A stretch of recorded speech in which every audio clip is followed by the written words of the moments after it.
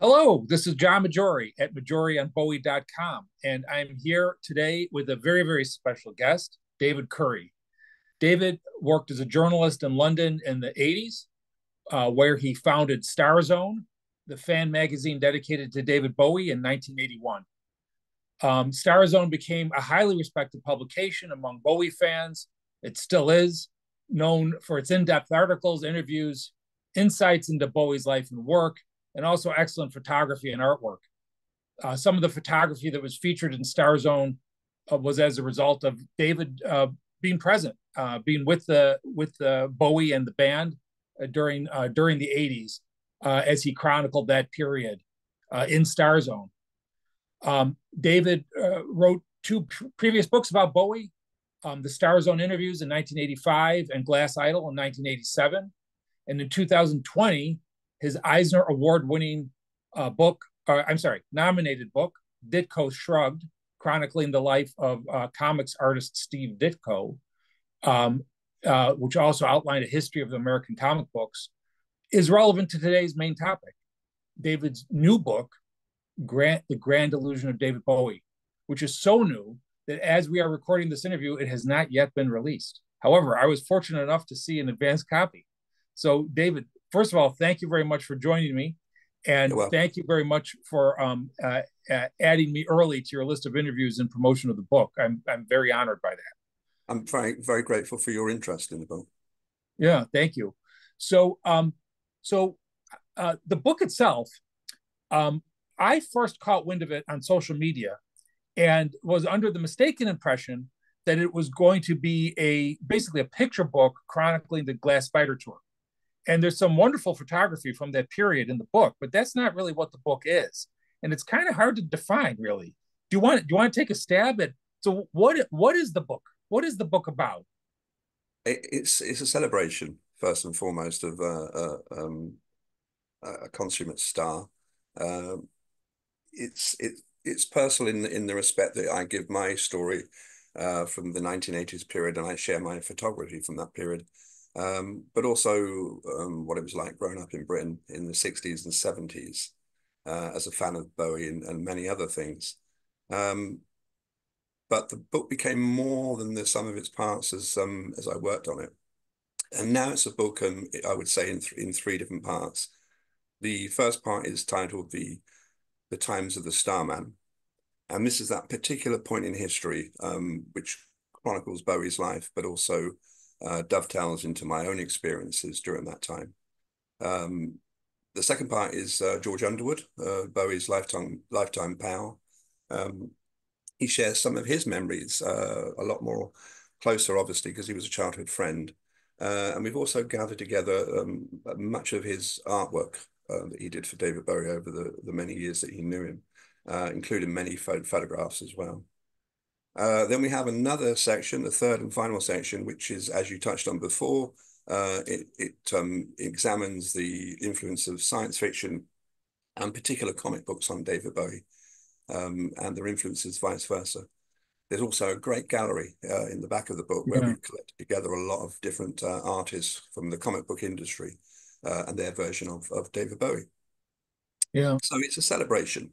And I wanted the book to act on two different levels, that if you've never read a book about David Bowie before, this will give you the bare bones of the trajectory of his career with some personal insights from my own point of view as a fan. But also, if you've read everything there is to read about David Bowie, then I'm hoping there's also something there that you either don't know or haven't seen before. Yeah. I could tell you, I blog about David Bowie on a daily basis, and there's images that I'd never seen before in that. Oh, well, it's worked on that level. I think I wanted to try and do something a little bit different. There's obviously a library of books on David Bowie, and I wanted to include all those people that were fans during that period, and also to sort of wrap up a celebration that very much involves them as well. There's also some fans in the back of the book that contribute artwork and memories. Yeah, so it's a cornucopia, and I'm hoping there is something there to please everyone. Yeah. So I'm going to ask you about the different sections of the book, but before we do that, Star Zone, I think, is well known to a lot of Bowie fans. and there's still a trade in old issues, on eBay and elsewhere, because it's not. I don't think of Star Zone as stuck in a point in time. It's really, what well, I haven't seen every single issue, but what I have seen has really been enduring. But can you tell us a little bit more about what that was and how the experience doing that connected you with Bowie himself and the tour and some of Bowie's people like Coco Schwab? Star Zone started off as a comic strip fanzine in the 1970s. And I did a special issue on David Bowie. And I got more orders for that than any of the other ones. So I decided to carry on with that route. And it was during the Scary Monsters period. Yeah, So my interest had been amped up because of that period. So I began writing, and then it became more of a professional looking magazine. And within about 3 or 4 issues, it got into the hands of Bowie. So Bowie wrote a thank you, encouragement signed letter to me. And then from there onwards, correspondence was through Coco Schwab, his assistant for most of his life. yeah, yeah. So it became, and it also corresponded with that time when Bowie became very, very famous the world over with Let's Dance and Serious Moonlight. So we coasted on that wave, really. So your interaction with him and his operation was mostly during the period of the 1980s. Is that right? Oh, just in the 1980s. There Yeah, was some contact later, but that was as I said, the brief visit to the center of the storm. yeah. So I'm asking that in part to set up a question Okay. about the preface of the Grand Illusion, which was a foreword written by Steve Pafford, who wrote a Bowie style, which I've had since that came out. And it's interesting. It's sort of provocative because the opening words of this book are almost an attack on the 80s. The second sentence, Steve Pafford rips into Under Pressure, which is one of Bowie's most beloved songs. Yeah, And yeah. I don't, yes, I don't agree yeah, with that on Under Pressure, but Steve also did his own fanzine after a bit later, I think called Cranking Out. yeah, And I think it was addressing those issues head on. A lot of people have got a lot of different varying points of view about Bowie in the 80s. But it was a fascinating time in his career. yeah, Um, and I think that you have to, I myself were quite critical later on in the book about Never Let Me Down and some other aspects of things which in hindsight you look back and think, well, actually that was quite marvelous, but at the time it didn't feel yeah, that marvelous, if you like. I think because Bowie was himself very confused about what audience he should be writing for, what kind of things he should be going for. I think it was a great illustration of an artist in flux. yeah. Well, yeah, one of the takeaways I got from looking at your book and reading it is that you mined from that period a lot of value. Bowie isn't just music. There's the concept, there's the image. Some of the images you took are beautiful, Thank but you.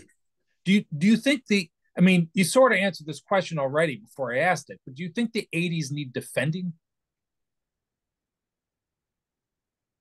Do I think they need defending? I think they need explaining Yeah, more than defending. And I think we've probably gone on from the defending point of view to the explaining point of view, yeah, and why it was such an important time in Bowie's career, where he suddenly courted and received this worldwide audience, where he wasn't really used to that kind of attention before.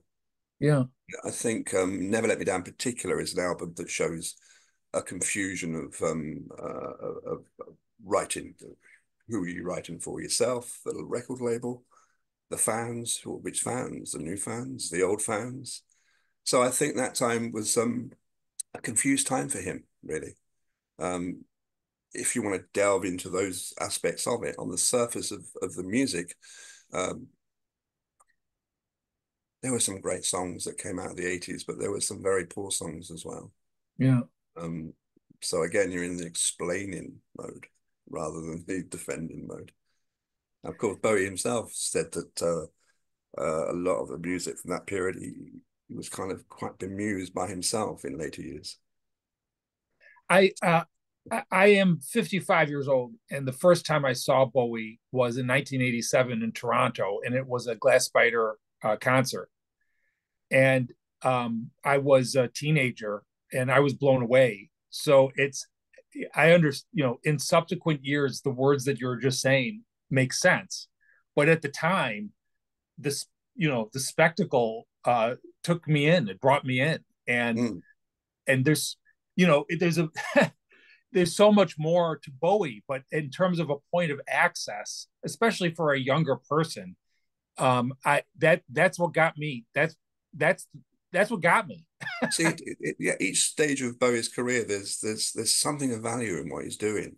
There's Yeah, never a thing that he's done that's never been of no value, and it really does go back to that the golden age is when you're first exposed to something, or when it first has that major impact on you, whether that was Ziggy Stardust, or whether that was Let's Dance, or whether that was the Glass Spider tour, or the reality tour. yeah, It's that first exposure that has the most impact, I think. yeah. But I'm sort of skipping ahead of myself. The the sense that I get uh, today is that there's more of an interest in Bowie than there was maybe during the last 20 years of his life. Do you get that sense? And if so, why do you think that is? I think because the work he produced musically, the life that he led, the way he led it, Yeah, the idea of the art, the person themselves being art. I think that his work was so layered that it can be reinterpreted from each subsequent generation. I think it was that potent and that powerful that you can ascribe those abilities to it. Because he wasn't really just a rock star, was he? yeah, Whereas then that differentiates himself from the majority of his contemporaries in the 70s and the 80s and later.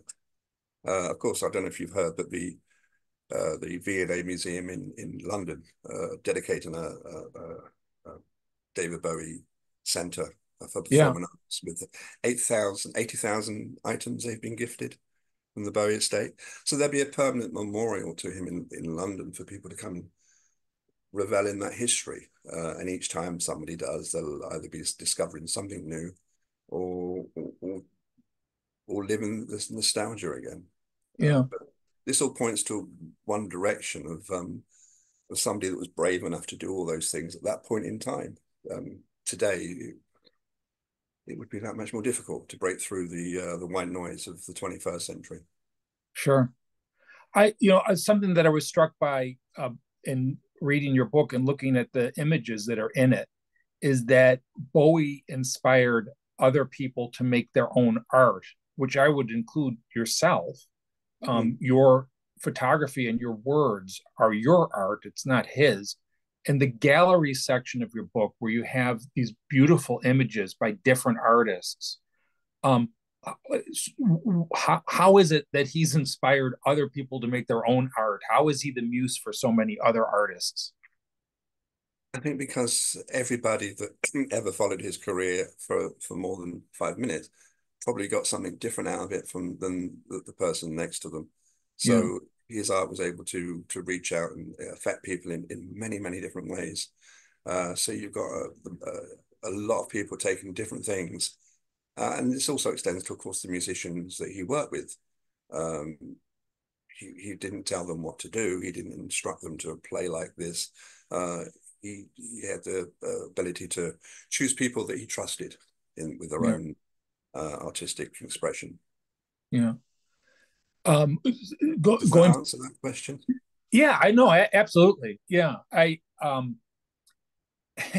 talked to other artists who have depicted Bowie, and I think everybody has a different answer. But I would take what you just said and translate what I've heard from others, and that he Bowie sort of gets the mind going, and sort of both the audience and then the artist who might work with his image or with his words or with his music sort of take it from there.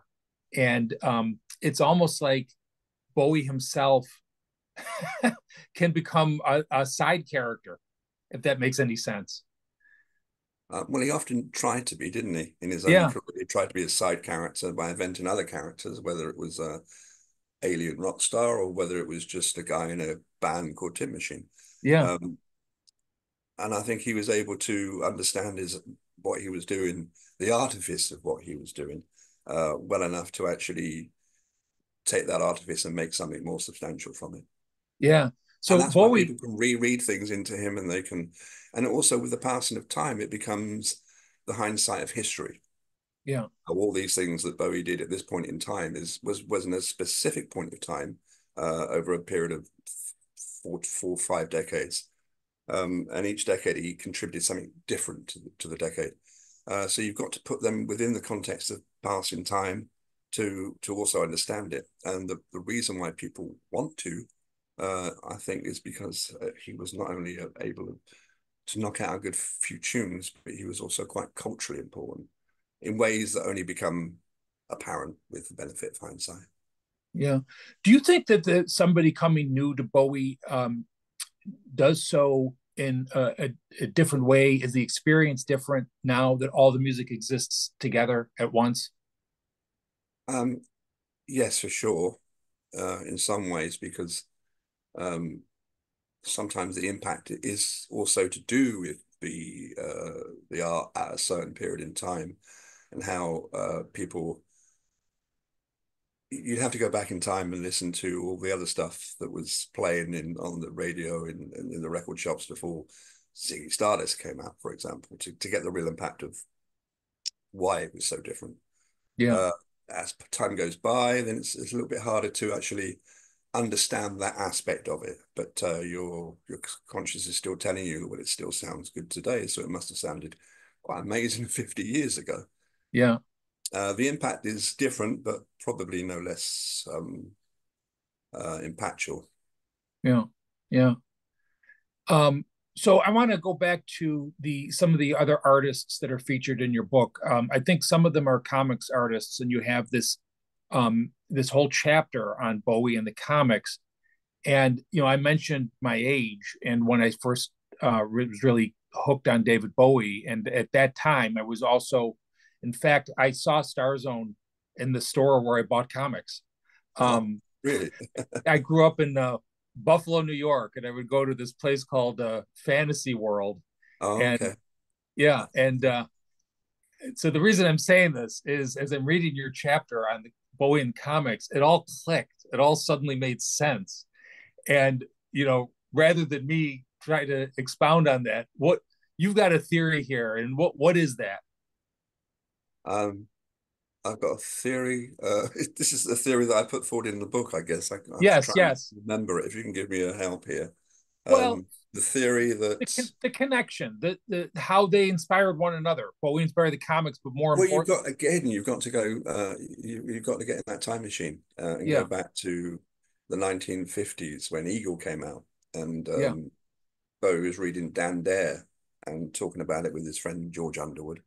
Um, the optimism of the space race at that point in time was quite astonishing after the hostilities. The 50s was a different period for the country and for the world, of course. So the impact that Beano, Eagle had on people from that time when they were young was not just because they were good products, it's because there was very little else to actually provoke your inspiration. There was not much TV, radio, and that was really kind of it.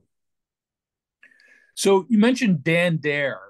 Dan Dare, I think most Americans don't know who Dan Dare is No. or was. So who is he, and how did his name make it into a Bowie song?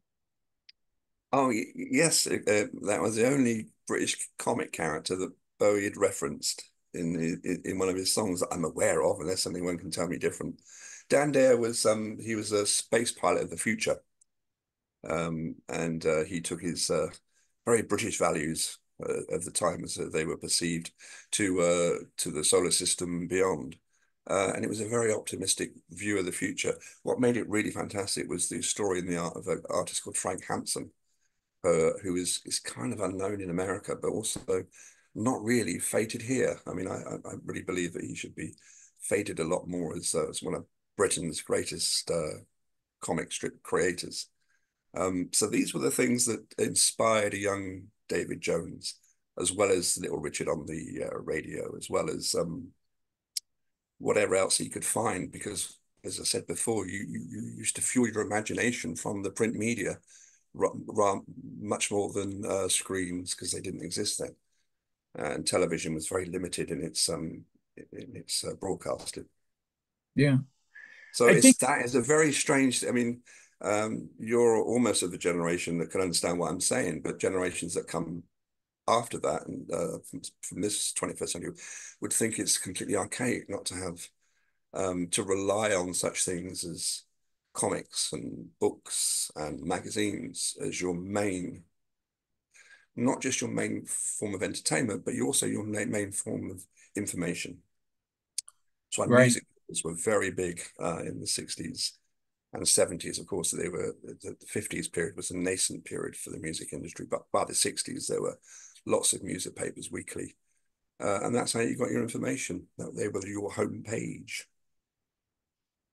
Yeah, I uh I think the reference, the inspiration, is also sort of indicative of how um, Bowie plants these little nuggets in his songs that are packed with meaning, that are not necessarily obvious. And just there's that line in DJ about Dan Dare lies down, and it's the type of line that you could sort of not really think about, because if you don't know everything that you just said, it makes no sense.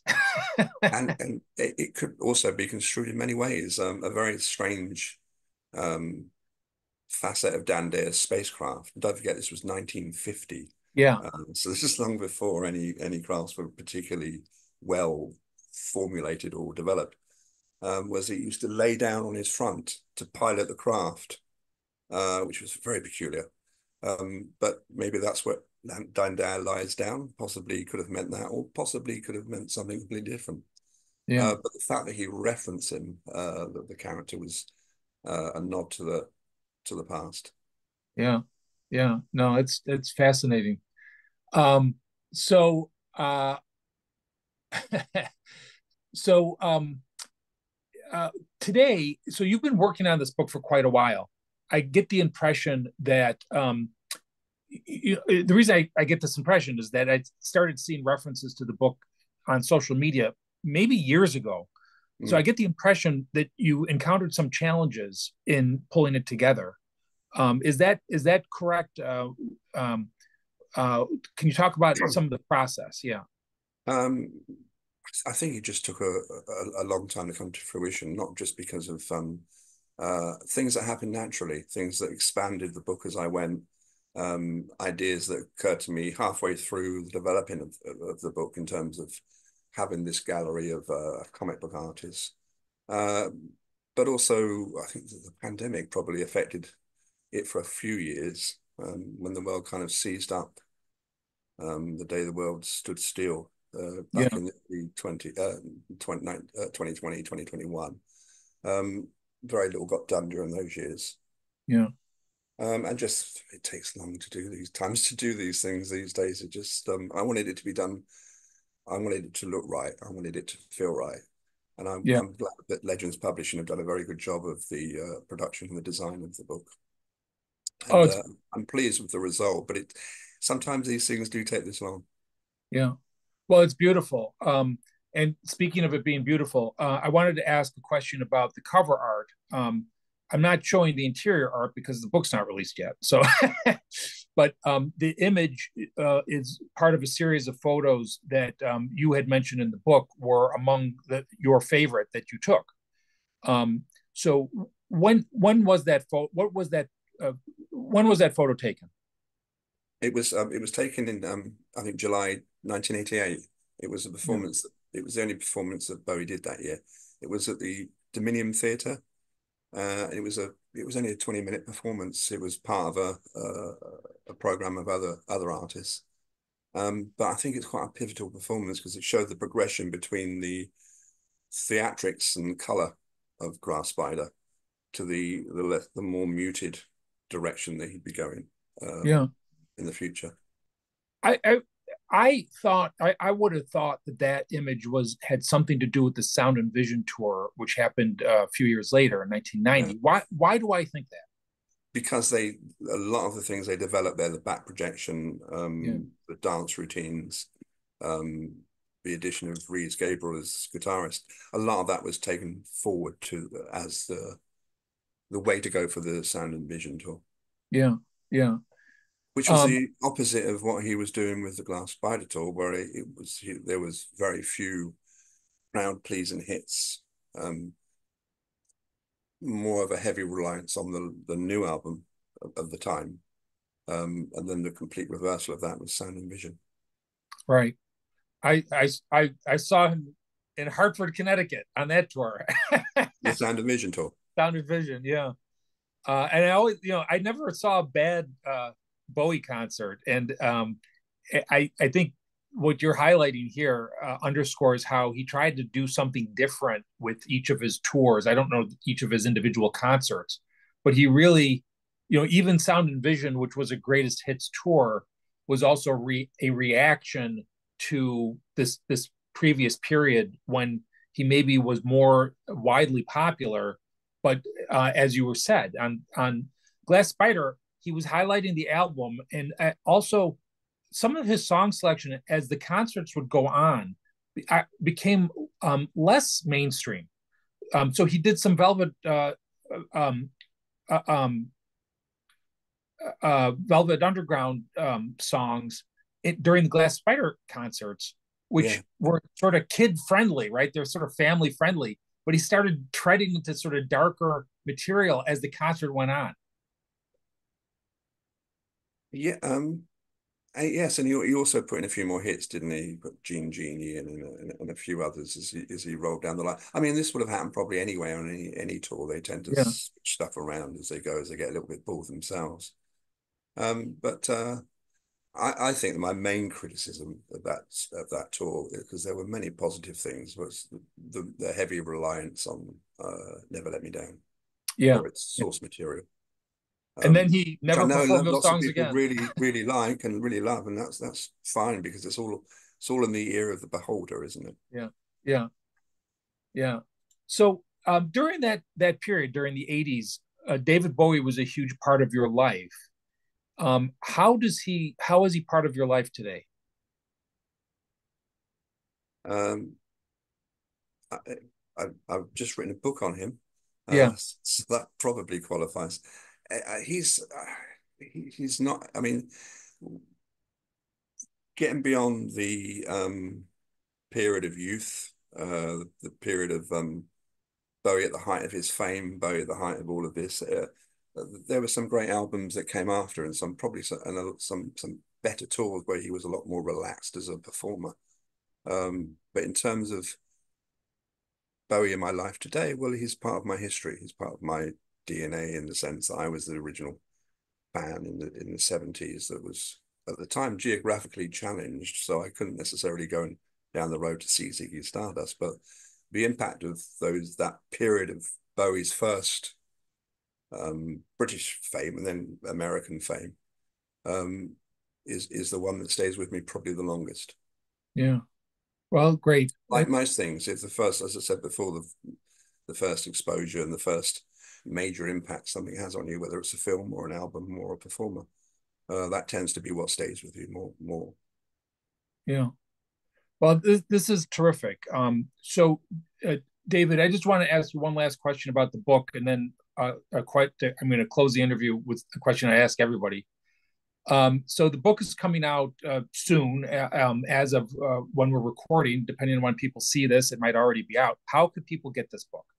It's available at the moment for pre-order. If you go to legendspublishing.com, you'll be able to follow the link that you can pre-order the book.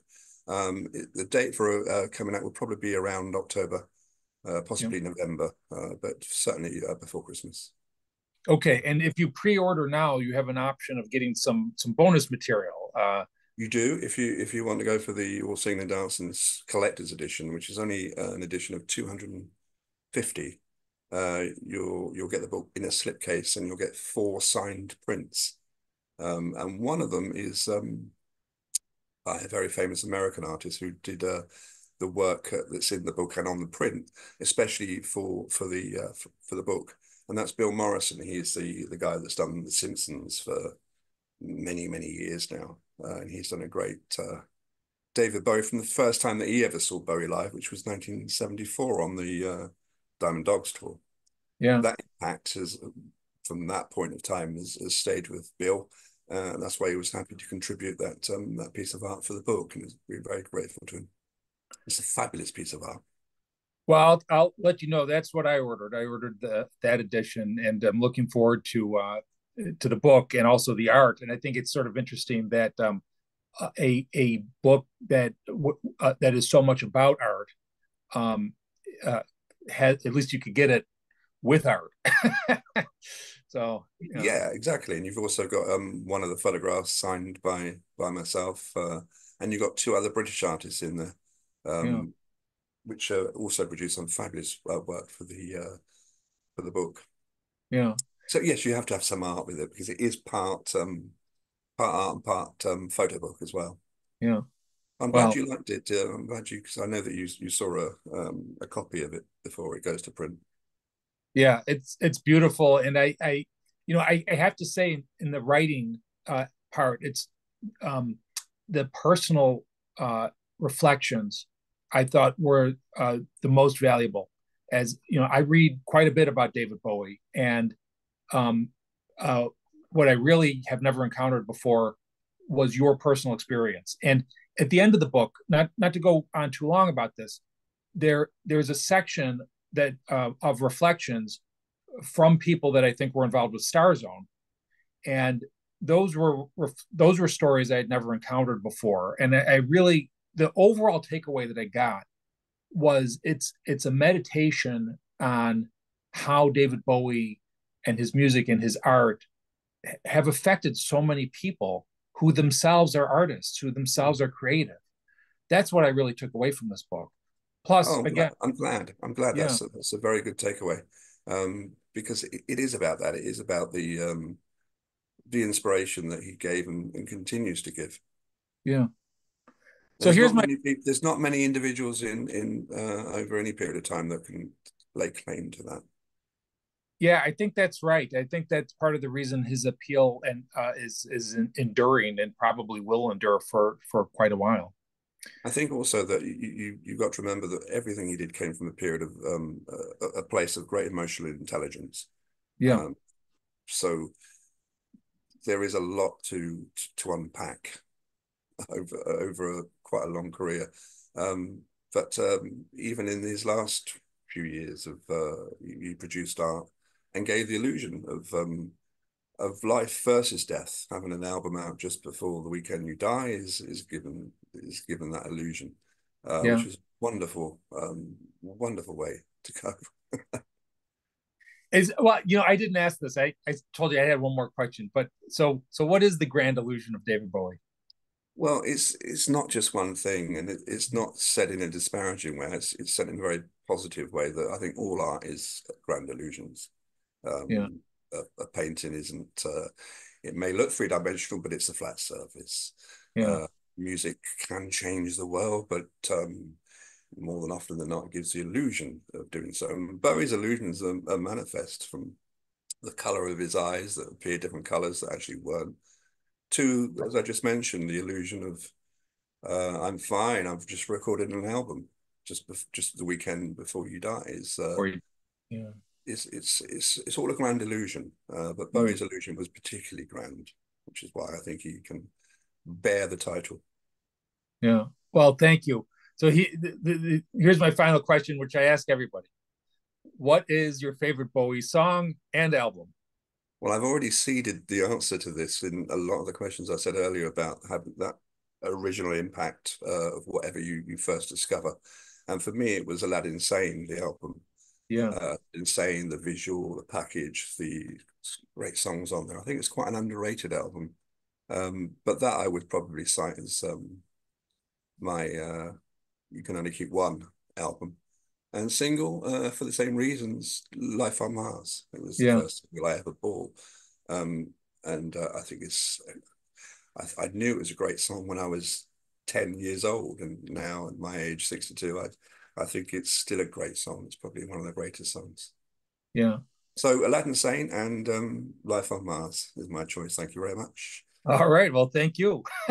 So, David Currie, this has been wonderful. And again, I'm honored that I'm one of the first people you're talking to about this great book that I'm looking forward to getting my hard copy of.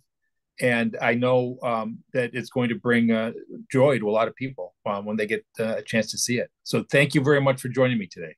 You're very welcome. Thank you. This is John Maggiore. And once again, I'd like to thank David Currie.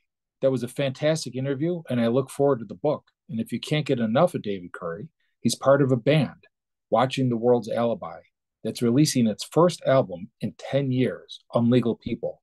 Keep an eye out for it. I know I will. And meanwhile, come back next week for the next interview on Maggiore on Bowie.com.